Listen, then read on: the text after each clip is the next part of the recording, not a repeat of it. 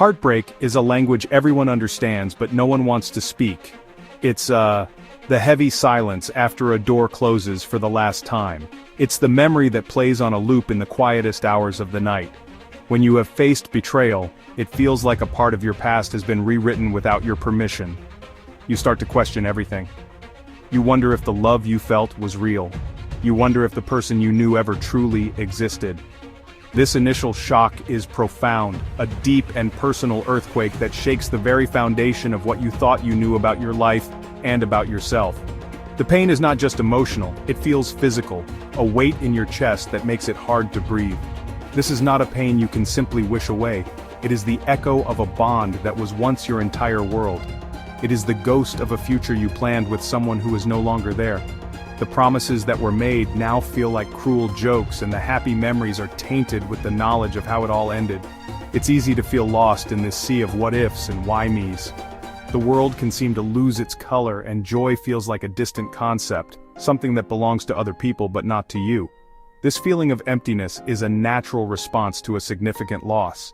It is the space that is left behind when someone who occupied so much of your heart is suddenly gone.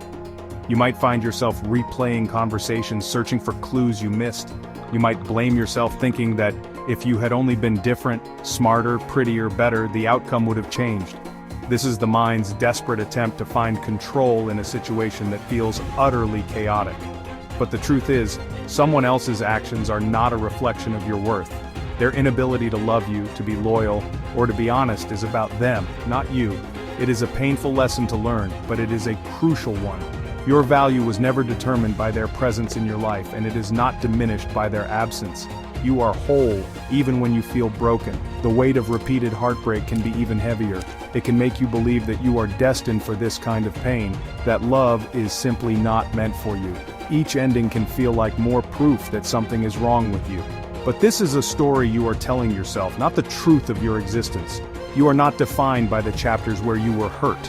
You are the author of your own story, and you have the power to turn the page. The pain is real, and the betrayal is deep, but it is not your final destination.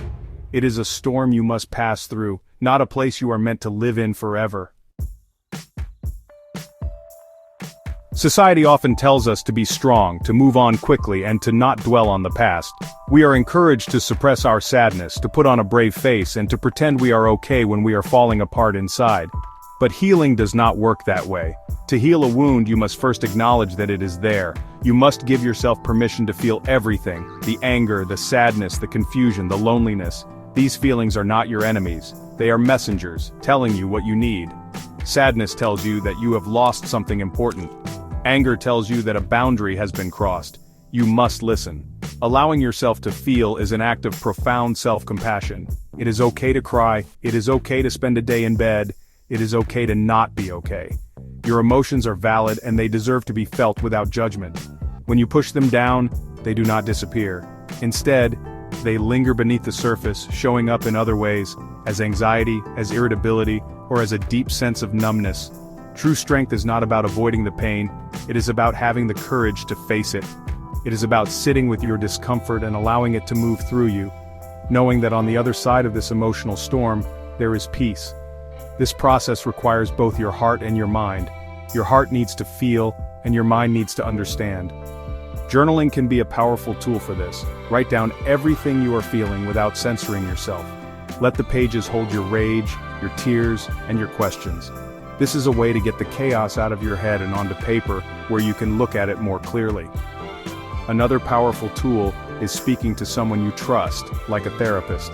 A professional can provide a safe space for you to explore your feelings and give you the tools to understand the patterns in your relationships and in your own emotional responses.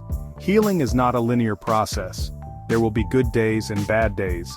Some days you will feel like you are finally moving forward, and the next, a song or a memory might send you right back into the depths of your sorrow. This is normal. Be patient with yourself.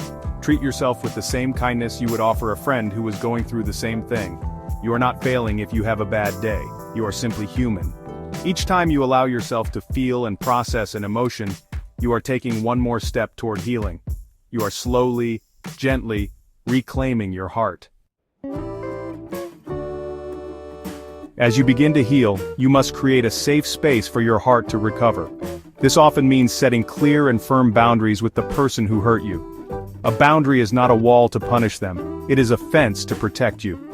It is a loving act of self-preservation. You need to decide what level of contact, if any, is healthy for you. This might mean blocking their number, unfollowing them on social media, or agreeing to only communicate about essential matters if you share responsibilities. This is not about being mean, it is about being wise. You cannot heal in the same environment that made you sick. Setting these boundaries can be difficult, especially if you are used to being accommodating.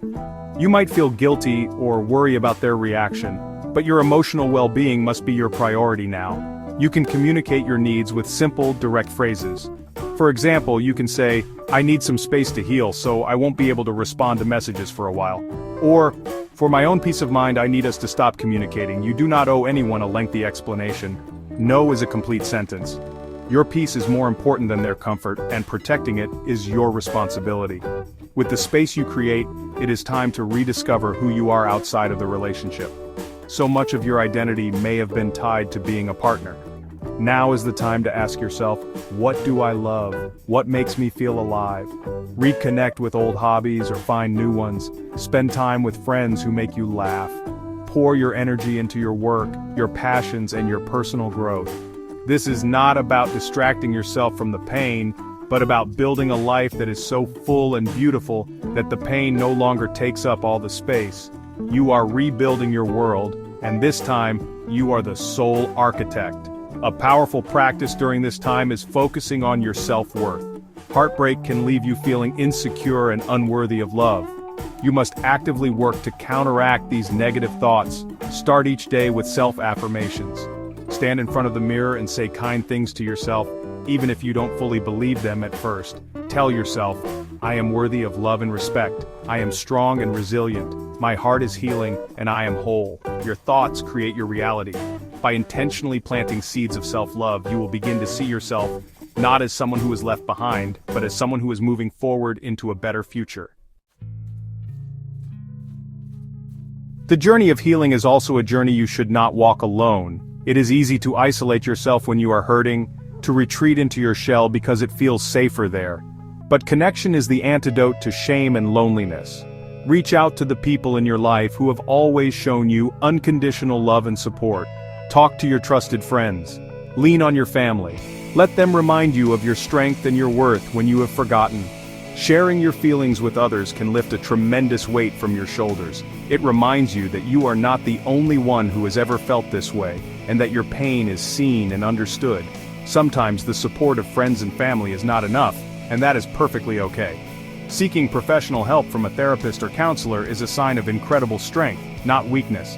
A therapist can offer an objective perspective and provide you with proven strategies for navigating grief, rebuilding self-esteem, and breaking unhealthy relationship patterns. They can guide you through the darkest parts of your healing journey and help you find the light again.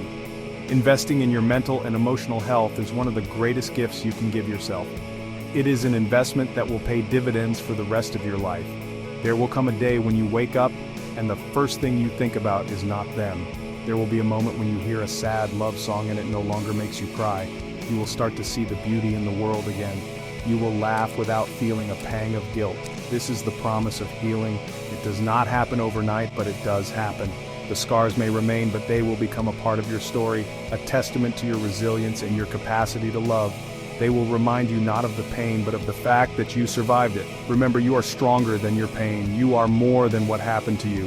Your heart, though it has been broken, is capable of immense healing and profound love. The end of a relationship is not the end of your story. It is simply the end of a chapter.